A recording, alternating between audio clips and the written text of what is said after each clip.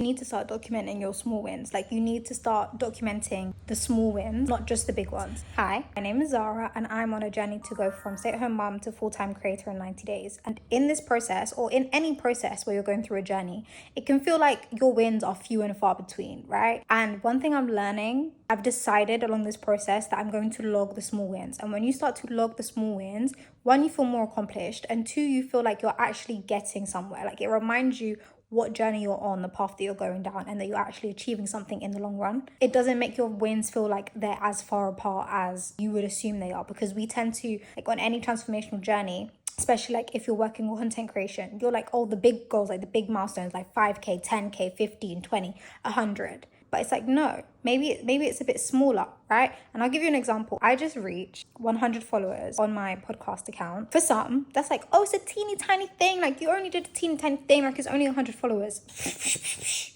Listen, for me, that was such a big sign of confirmation that I'm being obedient, and that I'm being obedient in the right way. Because when I tell you, like, for a little bit of a backstory, I know in my heart that this podcast is going to be a space for Black women to come, more than just a podcast, right? I know it's going to be more than just a podcast.